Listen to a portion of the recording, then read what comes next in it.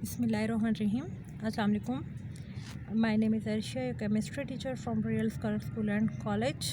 आज जो हमारा टॉपिक है, जो कल हमने प्रीवियस टॉपिक में फ़िज़िकल मेथड पढ़े थे, आज हम केमिकल मेथड पढ़ेंगे। अब केमिकल मेथड में क्या होता है, रिएक्टेंट एंड प्रोडक्ट की कंसंट्रेशन को मेजर किया जाता है at a different interval by suitable chemical reaction.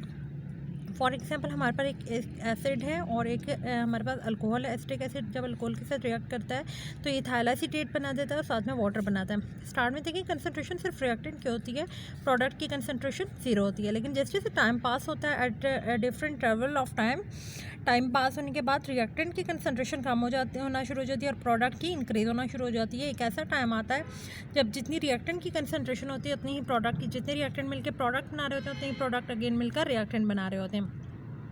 अब कंसंट्रेशन को अगर यहाँ देखें तो डिटरमिन किया जाता है बाय टाइट्रेशन। टाइट्रेशन क्या होती है कि एक एसिड लिया जाता है और एक बेस लिया जाता है, उसमें न्यूट्रलाइजेशन रिएक्शन हमें शो करता है कि यहाँ पर इक्विलिब्रियम मेंटेन हो चुका है। अब यहाँ पर अगर हम एसिटिक एसिड की डिटर्मिनेशन की बात करते हैं तो उसको अगेंस्ट लिया जाता है सोडियम हाइड्रोक्साइड के।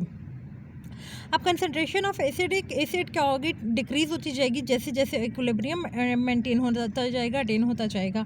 अब स्टार्टिंग में जैसे एसिटिक एसिड है और अल्कोहल है आपके पास, वो रिएक्ट कर रहे हैं। अब ये इनकी कंसंट्रेशन दोनों की क्या मैक्सिमम है और इनकी कंसंट्रेशन ज़ीरो है। लेकिन जैसे ही इक्विलिब्रियम मेंटेन होगा, इन मोल्स से फाइंड करेंगे तो क्या होगा, जितना प्रोडक्ट बनता जाएगा रिएक्टेंट उतने कम होते जाएंगे। लाइक अगर ये प्रोडक्ट में चेंज हो रहा है तो इसमें से ए में से प्रोडक्ट माइनस करेंगे और बी में से प्रोडक्ट माइनस करेंगे, दोनों में से उतना ही कम होता जाएगा, हमें पता चलेगा ये प्रोडक्ट में चेंज हो गया है। अब यहाँ पर जो टाइट्रेशन क्या होती है कि जो ब्यूरेट होते हैं उसमें लिया जाता है, आप एसिड लेते हैं या बेस लेते हैं, ठीक है, और जो फ्लास्क होती है उसमें एसिड या बेस लिया जाता है।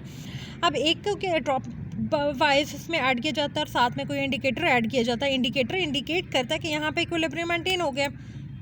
यहाँ पर मतलब इतने ड्रॉप्स उसमें डाले जाते हैं जब यहाँ पता चल जाता है कि जितने रिएक्टेंट प्रोडक्ट में कन्वर्ट हो रहे हैं उतने ही प्रोडक्ट रिएक्टेंट में कन्वर्ट हो रहे हैं। अब यहाँ पे हमारे पास आप देखें कि एसिटिक एसिड ज़ाहिर हमारे पास इथाइल एसीटेट प्रोडक्ट में था और वाटर इसे ऊपर लेंगे और जो रिएक्टेंट्स हैं उनको आप डिनोमिनेटर में लेंगे।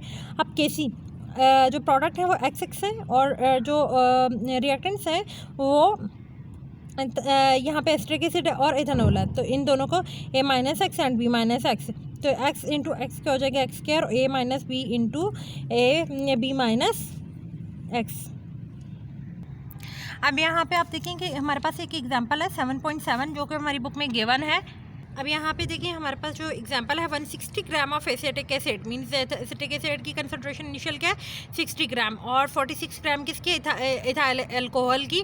अब यहाँ पे देखें ग्राम्स गिवन है, हम सबसे पहले इन्हें नंबर ऑफ मोल्स में कन्वर्ट करेंगे कि इनके मोल्स कितने हैं, और जब ये आपस में हीट करते हैं मीन्स रिएक्ट करते हैं तो ये इक्विलिब्रियम पर 12 ग्राम ऑफ वाटर देते हैं और 58.7 ग्राम ऑफ इथाइल एसीटेट। अब इन सबके सबसे पहले हम क्या करेंगे, नंबर ऑफ मोल फाइंड करेंगे, देन केसी फाइंड करेंगे।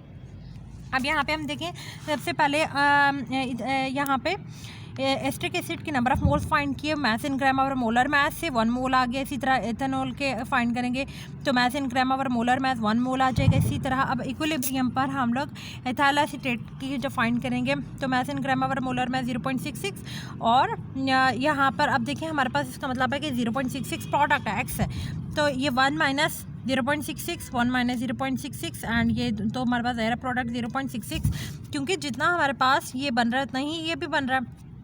केसी जब लिखेंगे प्रोडक्ट आवर रिएक्टेंट्स, तो अब यहाँ पे आप देखें प्रोडक्ट के 0.66 मल्टीप्लाइड बाय 0.66 और हमारे पास रिएक्टेंट कितने हो गए 1 से माइनस किए तो ये हो जाएंगे 0.33 एंड 0.33, तो केसी हमारे पास क्या आ जाएगा 4, तो इसका मतलब है हमारे पास केसी की वैल्यू क्या आ गई 4 आ गई, इससे हमें पता चलेगा। अब आपके पास जो नेक्स्ट आपकी असेसमेंट है या असाइनमेंट है वो सेल्फ चेक 7.6 है।